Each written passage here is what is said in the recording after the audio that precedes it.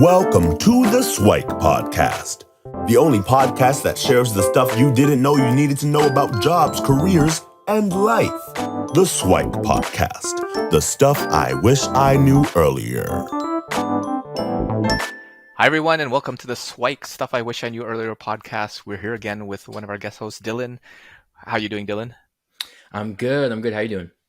I'm phenomenal as always. So, Dylan, for those that watched the last episode and hopefully you take a look at his origin episode, I guess, he comes to us with a background in, I guess, mental training. So he's an athlete himself, junior national champion in Taekwondo, and he's taken a lot of the things that he's learned over the years and now is helping athletes become more successful, mostly on the mindset side.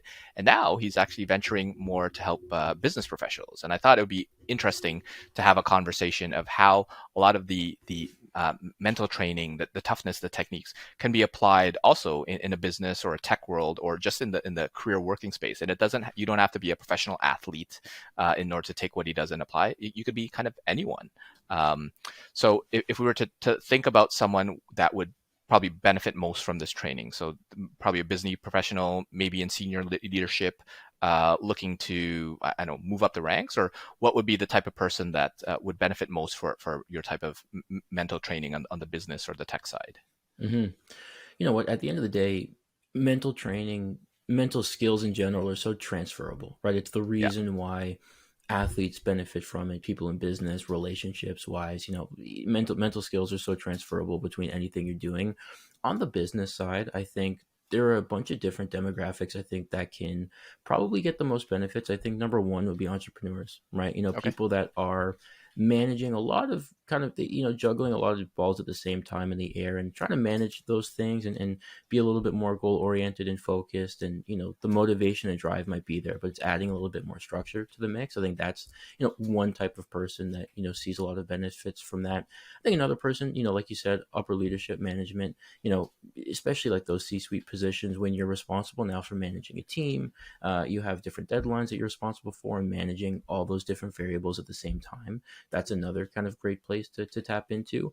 I think another big one is anything in sales, right? If you're responsible for closing deals, marketing, really, like I said, it's so transferable. And when you realize that mental skills it's kind of the underlining factor to success in whatever it is that we do, because you could have, a great skill set in these other domains. You could be a great speaker, you could be great at content creation, you could be a great designer, but at the end of the day, if you can't really execute on those skills that you have, you're going to run into some problems. So I think really, mental skills are one of those things that are extremely transferable between whatever it is that you're doing.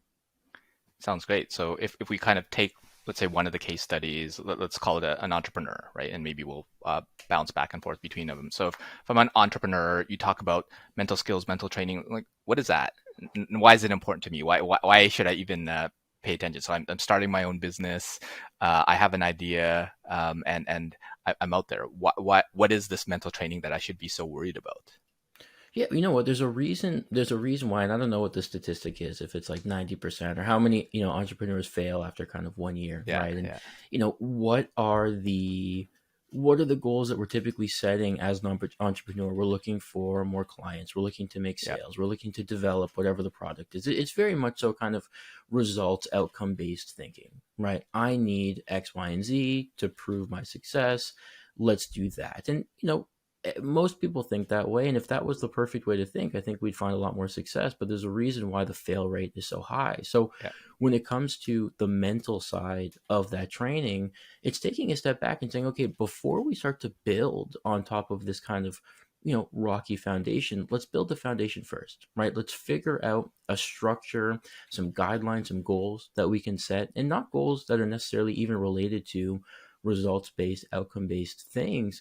Goals for, things like, I want to be able to develop my speaking abilities so that when I'm talking to potential clients, so I'm able to convey myself appropriately and get the message across without kind of rambling and saying things that are too long. I want to be able to be succinct, little things like that. right? Being able to focus on micro goals day to day, because it doesn't matter how big, your aspirations are for the end of the year or for your 5-year plan or whatever it is. People like to think like really long, right? My Sure. 10-year plan is this.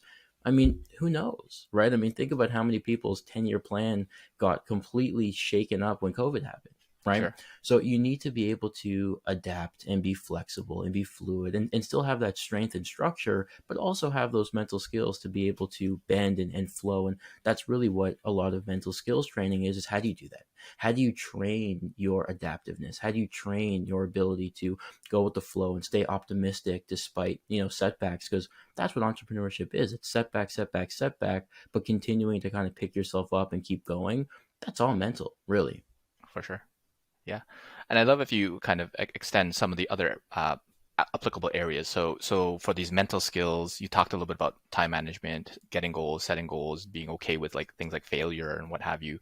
You talked a little bit about communication, like presenting yourself, connecting with folks. Are there like 2 or 3 others that you'd also kind of see very prevalently in the folks that you deal with that are very common for you to work and help folks through? Yeah, I think another big one in terms of different kind of pillars to mental skills is self-talk and positive Mm-hmm. self-talk. I think it's easy to, and this is for anybody, this isn't just kind of people in business. It's easy to be critical of ourselves, right? When something doesn't work, you think, man, maybe I'm no good at this. Maybe there's something wrong with me. Why can't I do this? This sucks, right? And it's understanding that even you just thinking those thoughts, it's contributing to the problem that's there, right? Mm. How can we reframe things and restructure things in a way that keeps us optimistic, keeps us positive, keeps us with that motivation to push forward? Positive self-talk, it sounds great, but if you're not actively working on it every day, how are you going to kind of train that muscle the same way you train other things, right? You want bigger biceps, you go to the gym, you lift weights. If you want to be more optimistic, you have to train it, right? You can't Yeah. just kind of wake Yeah. up and say, I'm going to be an optimist today.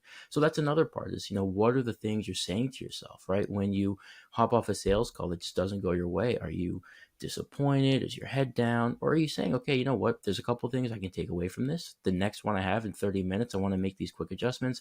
Let's see how it goes. I was close. This is what worked. This is what didn't work. Let's keep at it. That's another big part of it too, is that positive self-talk. Yeah. I think that's amazing. And I was talking to someone where he had the contention between positive self-talk. It's like, well, does that mean you're just saying like everything's rainbows and unicorns and the day is awesome? I just lost a client. Oh, that's good. That's amazing. I lost a client. It's like, so we actually adjusted and say, well, instead of calling it positive self-talk, how about we call it optimistic self-talk? Because yes, it actually sucks, but the optimism part is, and it can get better, right? So you address it for where it is, because losing a client or not getting a sale or whatever, that's not great. So you don't want to be positive about that, but you want to be optimistic in the sense that this is what I can do, this is what I can learn from, this is what I can do to get better, which I think is what you addressed in there, which I think is amazing. Yeah, you know what? I totally agree with that point. I think there is a big difference between genuine optimism and delusion. I definitely do believe in this like toxic positivity thing. And here's how I explain it to you. And I think you touched on it perfectly. Let's take a step back and let's look at it from an athlete point of view. Okay. Mm. Athletes deal with injuries a lot, right? Let's say you break your hand, for example. Let's say you're a fighter and you break your hand. Nobody is telling you to say, man, I'm so happy that I broke my hand. This is the best day ever. No, there's no one that would ever think that way. But how do we put a bit of an optimistic spin on it? We say, okay, well, you know what?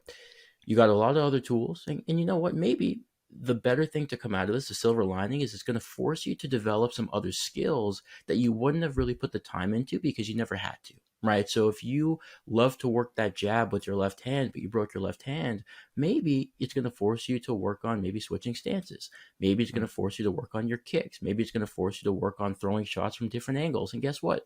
When your hand does heal, because it always does, not only will you be back to baseline, but you'll be back to baseline plus all of the other skills you developed, right? Working on those peripheral skills. So while we're not saying, wake up with a smile that you broke your hand, there are good things that can come out of it, but if you focus on only the problems, that's all you're going to see. If you focus on the obstacles, you run into those obstacles. If you focus on the opportunities between those obstacles, well, then you start to make things happen, because at the end of the day, You can't control now that your hand is broken, but what you can control is what you get out of that, right?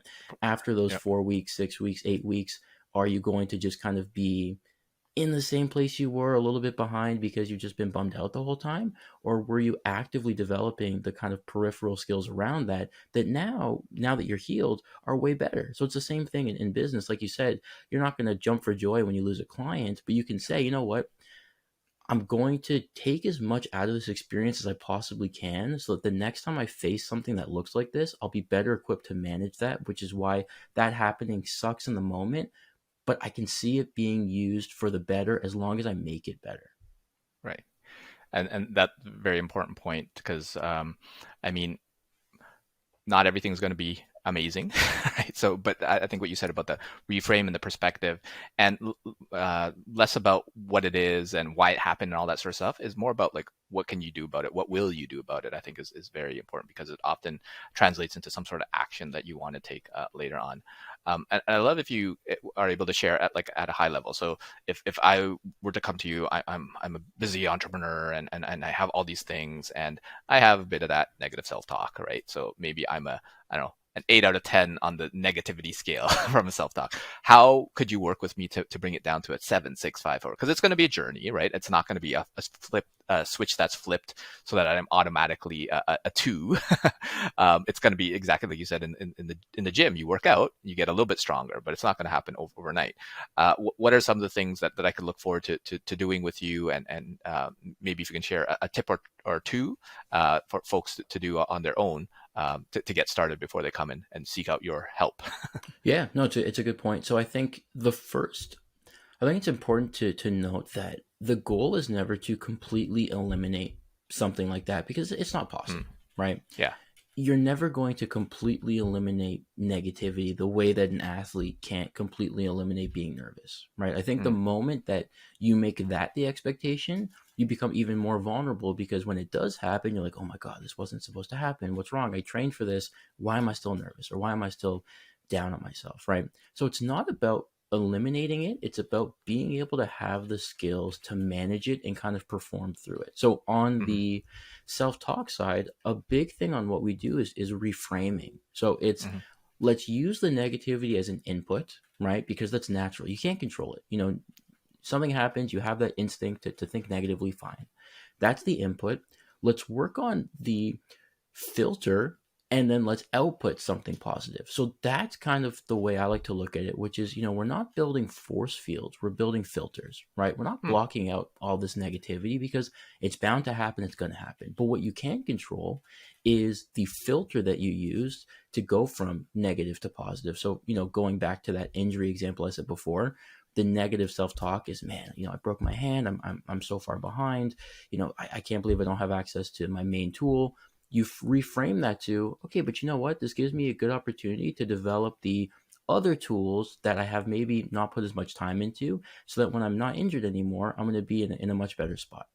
That's what it comes down to. Even something as simple as like, I'm trying to think of another good example for reframing. Something as simple as, waking up in the morning and you're exhausted, right? Alarm goes off. I think everybody, that's like their very first negative self-talk statement in the day. And, most people, some people are like, well, you know what? I'm not that negative of a person. I don't know if I have negative self-talk. Everybody does. It's just a matter of how conscious it is or how subconscious it is, right? Like I said, the alarm goes off in the morning. Subconsciously, your first thought is like, oh my God, I'm so tired, right? So again, another opportunity to reframe it, to even just saying something as simple as, listen, let me just get up, build the routine of standing up, and I'll feel better. Like the moment I stand up, I'll be okay, and I'll be glad I did it, right? So we're not blocking out negativity. We're just finding ways to filter it, reframe it, turn it into something better. So an activity that we do is writing out all of those different negative self-talk statements that come up during a day, and working one by one on how to reframe. Let's look at kind of the input. Let's look at the desired output, and let's work on that filter in between. Because again, you can't control the atmosphere. You can't control the environment. You can't control what happens to you, but you can control how you decide to kind of to deal with that, how to think through it. So that's a big activity we do, is that kind of filtration, where we go from negative to positive and work on the framework to filter it, as opposed to just hoping to block it out, because that's never realistic. Yeah, I think that's such an important point where those folks that um, spend the time to kind of block out all those sorts of thoughts, they're just kind of, if you're in a swimming pool and you have one of those big floaty things and you kind of push it down underwater, eventually it will poof Hmm. and explode in a flurry. So be careful on doing that. And I actually find that a lot of folks with the whole kind of meditation and mindfulness, there's a lot of folks getting into that.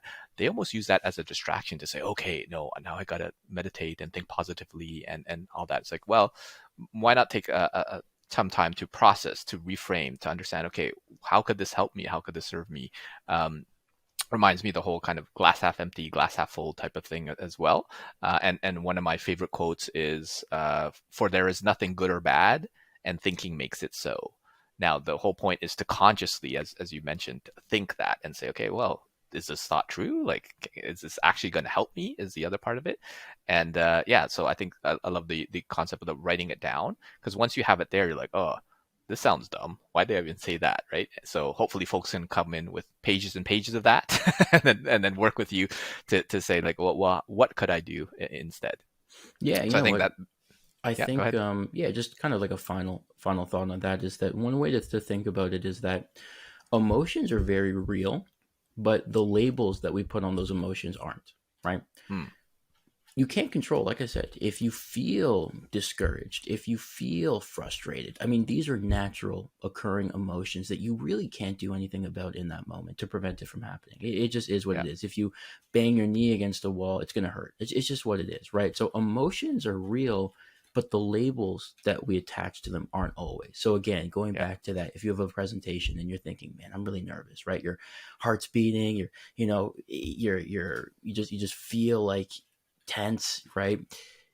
You're nervous, but then the moment you label that as a bad thing, oh man, I'm so nervous. What if I'm just not able to speak up? What if I forget everything I'm about to say, right? Well, now you're adding a label to it that doesn't necessarily need to be there. Why couldn't the label be something different? Why can't the label be, man, I'm so excited. I'm so excited. My Hmm. heart's pumping. I'm going to go out there. I'm going to kill it. Right?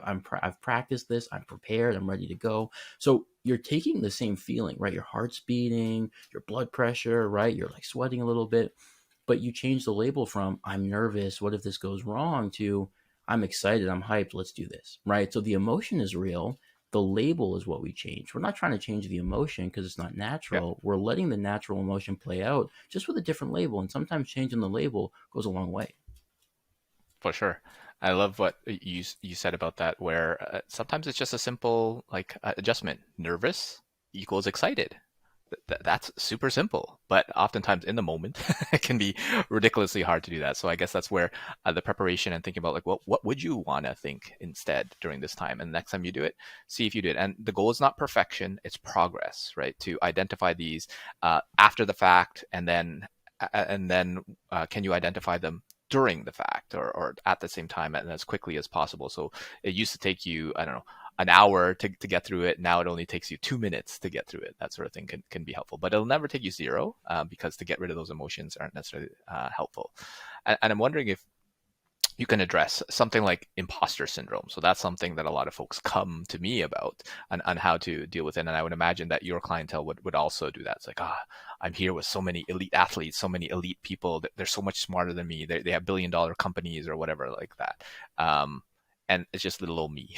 Right? So how might you reframe or help folks with something like imposter syndrome?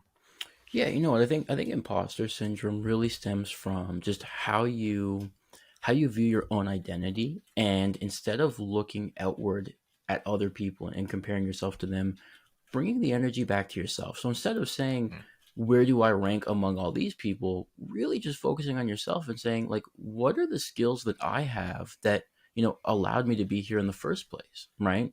Even if you're in a room of like very, very successful people and you feel like, man, I haven't achieved any success to even like mm, look at these people, breathe the same air as them, you have to go back to yourself and say, okay, well, like, who am I? What even got me here? I mean, listen, the fact that I'm standing in this room must be a win. There's a lot of people that, would be honored just to kind of be in this atmosphere. The fact that I'm here, whether it was because you were proactive, you got a ticket or whatever, if it's a conference, you found a way, that's a great thing, right? So you might not have like the experience that other people have or the perceived wisdom that other people have. And it's about, instead of saying, I'm not at that level, I don't deserve to be here. It's, man, I've got so much space to grow and to learn. Like, this is the best place for me. And again, it's funny. It goes back to that self-talk, right?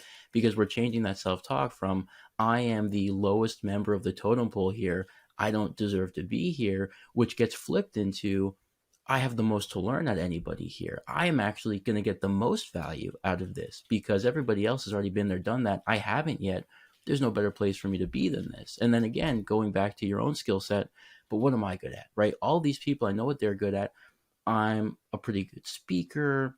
I'm pretty confident. I've got this like composure under pressure. Like I've got some good skills here too. Maybe it's not at the level of you feeling like you're, peers with all of these people that are like, killing it. But again, it's important to remind yourself not just how you compare to other people, but even, where you were 6 months ago to where you are now, seeing that progress and feeling a little bit more like you can trust and believe in yourself. Yeah, that's amazing. I'm reminded of the expression to always be the dumbest person in the room, right? Because if you're, or never be the smartest person in the room, I think is the quote. Mm-hmm. Because if you're the smartest person in the room, you have nothing to learn, nothing to grow, right? But if you're the dumbest person, like the opportunity is all there. So I love how you were able to kind of reframe that and the approach to look inward, right? And obviously that's a process, as you've mentioned before. It's not going to be that, well, you flip a switch and automatically tomorrow imposter syndrome's gone. It's going to be like, okay, imposter syndrome's a 10 out of 10, then 9, 8, 7, 6, 4, and that might take weeks, that might take months, that might take years. And to your earlier point, it probably will never get to a 0. But the whole point is maybe just get it to 4 so it doesn't negate any of the things that you've accomplished before, and then we can work on a whole bunch of other things as well. Yeah, exactly. And great. And some of the other things that you might want to work for, how do they translate to someone, let's say, in a senior executive role or someone in a sales role? Because most of the examples are more on the entrepreneurship side. Would they be much different? Because it sounds like they're fairly transferable into those areas as well. Yep. I would say that, the tools remain mostly the same. It's the experience within that changes, right? So, the experience of a first year entrepreneur is very different than the experience of a CEO managing a company of, 600 people, right? It's a very different experience, but the tools kind of remain the same. It's almost like if you go to a gym, whether it's your first day at the gym or you've been going to the gym every day for, 15 years, it's the same equipment, right? The weights are there, the mats are there, the change rooms are the same. You're just doing different things and you're just adding different weights to it, right? So if it's your first day, maybe you're lifting 10 pounds, but you look to your side and someone's doing the exact same exercise, but they're doing it with like 80-pound dumbbells, right? So, the exercise remains the same, but it's what you're doing with it and what you're getting out of it that changes. Obviously, there's nuances that, for example, a CEO may experience differently than somebody else. But at the end of the day, it's taking the same tools and just finding different ways to personalize it, customize it, really tailor it to the individual taking part. But there's no reason why the structure has to change. It's more so the individual experience within that structure is what kind of customizes it to them. That's awesome. And I'm wondering if you can share a few more things for folks to kind of do on their own before they reach out to you. So you mentioned the exercise about writing down the negative self-talk, right? For me, what I usually do is take a page, put a line down the middle, negative stuff on the left, and what do you want to think, or what should you plan to do for the next time? So that's one exercise which is aligned with what you suggest. Are there any other things that you are very commonly working with folks with, and something that folks can get started with today? And then if they need more help, they can reach out to you. Yeah, you know what? A major one is journaling, right? Grabbing a notebook and at the end of the night, writing down, basically just documenting your progress for the day, saying, what did I do today? How did I feel about it? How can I build on this tomorrow? Because what it does is it does a few things. Number one, you're documenting your progress, right? Which is like solid gold because it adds so much value down the line, right? Just documenting day to day, even on the days where you didn't do anything, still worth writing down, right? So step one is you're documenting your progress. Number two is you're developing a sense of self-awareness because you're asking yourself these questions. What did I do? How did I feel about it? Did I have a frustrating day? Did I have a successful day? Was it somewhere in between?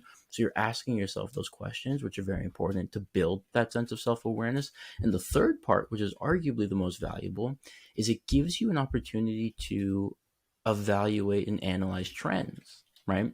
So if you've been writing every night for 2 weeks and you feel like, well, I don't really know what I'm getting out of this. I've just been writing for 2 weeks. What's the point? Well, now look back at it, right? Over the last 2 weeks, take a look. What were your 3 most productive days? Go find them, highlight them. What were your 3 least productive days? Are there any trends? You might say, oh, you know what? On my 3 most productive days, I actually scheduled stuff earlier in the morning, which is weird. Usually I think that I'm tired, but on the days where I started earlier, I had a more productive day. On the days where I had a longer lunch, on the days where I, mix it up between online and in person, whatever, right? You look at trends. Same thing on the other side. On your least productive days, what were the things that you were doing, right? Did you spend more time on your phone? Were you playing Xbox in the middle of the day, right? Like stuff like that. And you can only get to that point once you've collected the information, right? So, and I feel like I've said this to you before, but one of my favorite quotes is that you have to collect the dots to connect the dots, right? You have to gather the information before you look at it and analyze the trend. So even on a day-to-day, when you're writing in this journal and you're writing about what you did, how it felt, ways to build on it, there's going to be some inherent value just from doing it as a one-off. But the real true value comes after a week or 2 weeks or a month or 6 months, where you can look back, look at all that data that you've collected, look at the trends, and from there you're able to optimize what you're doing. Because at the end of a year, imagine all of that information you have. If you can outline really the ingredients of your most productive days and strive to just do that every day, exponential growth, because now you're going to cut through a lot of that noise and a lot of that kind of stuff that wasn't too helpful, and you're able to optimize yourself, be way more productive. And that's something that you did for yourself just by documenting. Yeah, I think that's amazing. And I'm pretty sure you did share collect the dots to connect the dots, but it's good when you say it. It reminds me of another quote where I think it's Socrates that says, like, the unexamined life is not worth living, right? So taking this moment to journal, to write down your negativity, all of these sorts of things. And I love what you said about the self-awareness part as well, because at the very least, like, you get to spend some time with yourself and get to know a little bit more about yourself, which arguably is the most important person to get to know, and maybe a few minutes to actually feel and understand your emotions, because sometimes people think they're angry or they're sad or whatever, but what kind of angry? Is it really angry, frustrated, or just annoyed or pissed off, right? So because there's different levels of those, and sometimes like you said about the labels, right? If you can adjust or temper, like, were you really angry or were you just a little bit annoyed? Right? There's a very different sense of energy between the two, and if you can adjust or even downplay some of it, or even increase it, say, you know what, I have every right to be angry. Just acknowledge that as well. And I think journaling is definitely a great opportunity to do that. So I think there's a lot of amazing tips. Are there a few other takeaways that you'd want to have and share with folks who want to work with someone like yourself to be able to help with their mindset, their mental toughness in the business or tech world? Are there any other key takeaways or things to think about as folks become interested in this area? Yeah, for sure. You know what? I think one of the main takeaways is that to pursue something like mental training, you don't need to have any sort of inherent issues. I think sometimes that's the assumption, is that I need to have a problem that needs to be fixed to pursue something like this. What if I'm already confident? What if I'm already motivated and driven and mentally tough? Maybe I don't need something like this. And I would actually argue the opposite, which is that the people that come into something like this with a higher baseline of toughness and drive and motivation actually get way more out of something like this because of the foundation that's already there, right? If you think about it, if you already have a toughness and a drive naturally, right, without it being trained, imagine how much you can elevate that with the right training. Sure. Right? It's like being naturally athletic, but you've never gone to a gym, you've never worked out. Imagine how strong you could get with that base, right? Of course, there's people that have direct things they want to work on, whether it's the negative self-talk, whether it's the structure and being goal-oriented. Of course, there's definitely room to come into this with things that you definitely want to address. But arguably, like I said before, a lot of the people that get the most value out of mental training are the people that don't necessarily struggle with anything that they can think of, but are just looking to further optimize themselves. That's really where a lot of this lies. So whether you're listening to something like this and you've been able to identify, yeah, you know what, there are some things I'm really struggling with that would be useful to target, that's great. And if you're coming into it thinking, well, I found a lot of success just doing it on my own. I don't really struggle with anything in particular, but, I consider myself to be mentally tough and mentally strong and focused. It's still worth seeing what we can do with that, because again, with a baseline that's high like that, where you're already coming into it with those skills, adding the right kind of structure to it and the right ingredients, takes it to another level. For sure. And I'm reminded of the fact that oftentimes coaches and mentors, right, that they're supposedly giving out the advice and dishing it out, but they often have their own blind spots, right? Because they know what they know, and sometimes it's really hard to see kind of what's right in front of your face. But an external party, someone like yourself, could easily identify, hey, like, is that thought, like that the thought that you keep saying, is that actually true? Is that helpful? That sort of thing. Like, oh yeah, I didn't realize that I constantly say that or go through that. I love what you said, that it's really for everybody, right? It doesn't have to be the person who has the issue. It could be the person who's like, you know what, I'm pretty solid. But nobody's a 10 out of 10, right? Everybody's kind of like a 9. You can always take the 9 and make it a little better. And imagine the compounding that happens, because if you're operating at like a 90% and that continually increases year over year, versus you started at 20% and that continually increases, then the rate of return and the output will probably be significantly increased. So yeah, so basically the summary is it's really for everybody. And the main piece is, do you actually have a goal to want to be better? Because obviously for those who are just, I'll go with the flow and keep everything as is, this is probably not necessarily the best thing for you.